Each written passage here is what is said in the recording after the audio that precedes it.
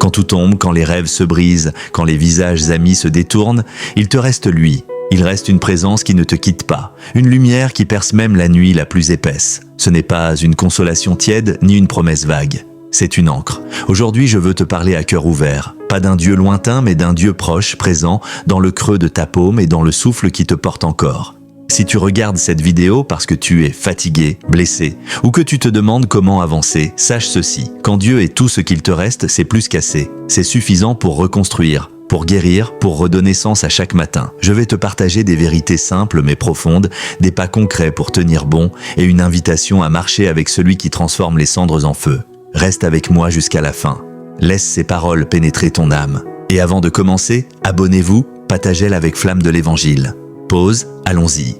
La première étape, c'est de reconnaître la réalité. Trop souvent, nous cherchons à masquer la douleur, à jouer le rôle de celui qui va bien. Mais la foi n'exige pas d'artifice.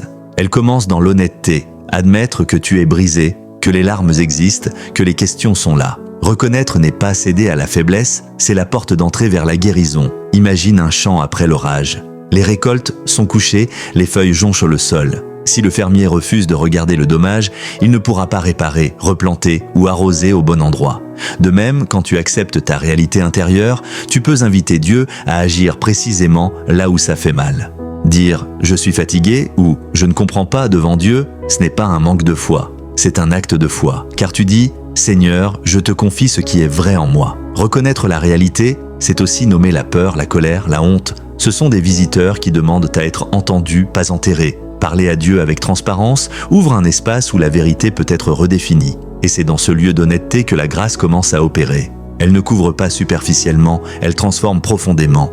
Prends un moment, respire et sois franc avec toi-même. Quels sont les domaines où tu fais semblant, où la façade tient bon mais tout tremble derrière? Écris-les, dis-les tout bas, prononce-les devant celui qui connaît déjà chaque détail de ton histoire. Cela est le commencement du rétablissement. Enfin, reconnaître la réalité, c'est accepter qu'il peut y avoir un temps de deuil. Le deuil n'est pas contradiction avec la foi. Il est sa compagne naturelle lorsque nous perdons quelque chose d'essentiel. Laisse la tristesse sortir, mais ne lève pas le camp. Reste dans la présence de celui qui pleure aussi avec toi. C'est souvent dans ces larmes partagées que naissent les sources d'eau vive. Transition douce. Maintenant que tu as posé la vérité sur la table, passons à la manière dont cette vérité peut être transformée par la grâce et l'espérance que Dieu offre. L'espérance n'est pas un optimisme naïf, ce n'est pas fermer les yeux et prétendre que tout va bien. L'espérance biblique est ancrée dans la réalité et orientée vers une promesse qui a un nom, Jésus. Quand tout te manque, l'espérance devient cette main tendue qui te permet de te redresser. Mais comment la saisir concrètement ? D'abord, rappelle-toi des souvenirs où Dieu a été fidèle, même de petites victoires comptent.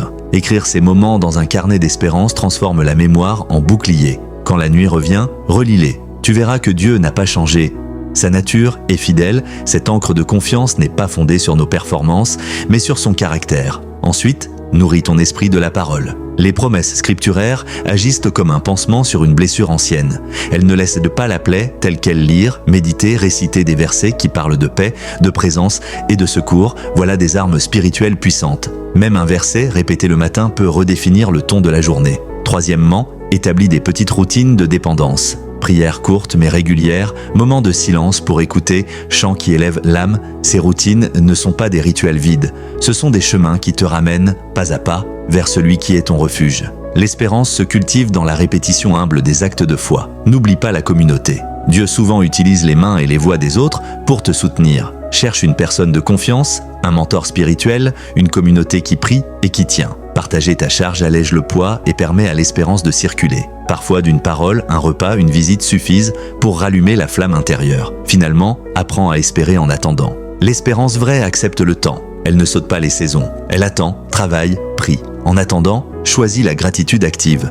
Même un souffle est une raison de remercier. La gratitude entraîne ton cœur à voir la main de Dieu dans les petites choses et l'accumulation de ces petites reconnaissances devient un tremplin pour la joie renouvelée. Transition claire, tu as maintenant une espérance qui peut se planter dans la nuit.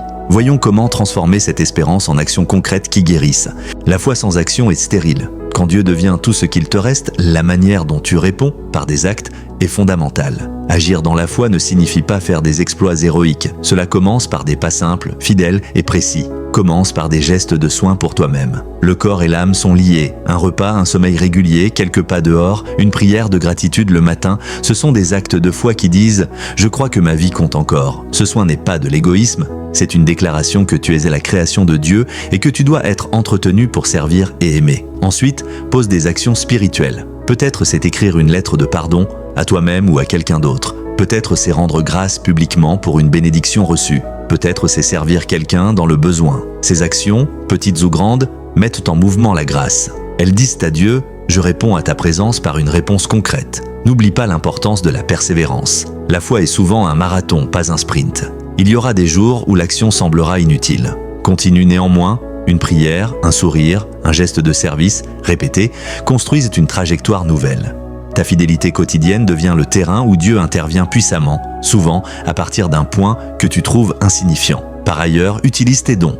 Même dans la faiblesse, Dieu nous donne des capacités uniques. Chante si tu peux, écris si tu sais, console si tu es apte à consoler. Offrir ton don, même modeste, honore celui qui t'a donné la vie. Cela attire la bénédiction et crée un cercle vertueux. Tu donnes, tu reçois, tu partages. Enfin, fais confiance à la providence dans l'action. Agir dans la foi implique de renoncer au contrôle absolu. Tu peux semer, arroser, travailler, mais le résultat appartient à Dieu. Cela libère de l'anxiété et permet de vivre dans une paix active. Chaque acte posé avec foi est une graine qui, selon le temps de Dieu, produira une moisson. Transition douce. La foi qui agit transforme non seulement ta vie, mais ta relation même avec Dieu. Il reste maintenant une dimension essentielle, la joie et la louange en plein milieu de l'épreuve. Il y a une puissance inexplicable dans la louange au milieu de la tempête. Louer Dieu quand tout va bien est naturel. Le louer quand tout s'écroule, c'est prophétique. La louange, même timide, redéfinit la réalité autour de toi, elle élève ton regard et crée un espace où la présence de Dieu peut déployer un miracle. Commence par des actions simples, un chant, un « Merci Seigneur » prononcé à voix haute, une reconnaissance des petites victoires. Ces gestes, répétés, allument une flamme intérieure qui refuse d'être éteinte. La musique a un pouvoir particulier. Elle parle au cœur au-delà des mots. Si tu peux, écoute un chant qui te porte, chante-le, laisse-le monter. Parfois, une seule phrase chantée peut réorienter une journée entière. Ensuite, incorpore la louange dans la prière quotidienne. Avant de demander, rends grâce. Avant de crier, reconnais cette inversion n'est pas magique. Elle est spirituelle. Elle te replace dans la perspective divine. Tu n'es pas seulement un demandeur, tu es un enfant qui reconnaît l'amour reçu. La gratitude ouvre des portes et réveille la foi. Souviens-toi aussi que la louange est un acte de témoignage. Quand au milieu de la douleur tu choisis de louer, tu deviens une lumière pour d'autres qui peuvent te regarder et trouver courage. Ta louange peut être le pont par lequel Dieu parle à quelqu'un d'autre. Ne sous-estime jamais la puissance d'un cœur qui chante dans la nuit. Enfin, la conclusion. Quand Dieu est tout ce qu'il te reste, il est largement suffisant parce qu'il remplit l'infini de nos manques. Il reprend les histoires brisées, il guérit les cœurs meurtris, il redonne sens aux fragments de notre vie. Cela ne veut pas dire qu'il n'y aura pas de saisons difficiles, mais cela signifie qu'il marche avec toi. Et que marcher avec lui transforme la route. Voie douce, prolongée. Si tu es là aujourd'hui, que ces paroles soient un combustible pour ton espérance. Pose ta main sur ton cœur, respire, laisse la vérité s'ancrer. Tu n'es pas seul, Dieu est là et c'est suffisant. Avant de partir, abonnez-vous, partagez-la avec flamme de l'évangile. Partage cette vidéo avec quelqu'un qui a besoin d'entendre que, même quand tout s'en va, Dieu demeure et que cela suffit, que la paix et la force te suivent aujourd'hui et chaque matin. Quand tout s'effondre, quand les portes se ferment et que les voix s'éteignent, il reste une présence, celle de Dieu. Ce n'est pas une illusion pour t'aider à tenir, ni une idée pour apaiser ta peur. C'est une réalité vivante. Dieu ne t'a jamais quitté. Il est là, dans le silence, dans la poussière, dans le souffle même de ta fatigue. Quand Dieu est tout ce qu'il te reste, tu découvres qu'il est tout ce qu'il te faut, il devient ton soutien, ton refuge, ton abri, ta paix. Il transforme la ruine en fondation, la douleur en prière, le désert en source. Ce que tu croyais perdu devient matière première pour un miracle. Alors, ne baisse pas la tête. Redresse ton cœur. Même si tu n'as plus rien d'autre à offrir que ton souffle, Dieu peut faire de ce souffle un chant. Même si tes mains sont vides, il peut les remplir de lumière. Aujourd'hui, choisis de lui faire confiance. Même sans tout comprendre, avance un pas après l'autre. Il est fidèle, et sa fidélité ne dépend pas de tes forces, mais de son amour, voix plus inspirée, presque prophétique. Abonnez-vous, partagez-la avec flamme de l'évangile, et partage ce message à quelqu'un qui traverse la nuit. Que ta vie soit un témoignage vivant. Quand Dieu est tout ce qu'il te reste, c'est largement suffisant.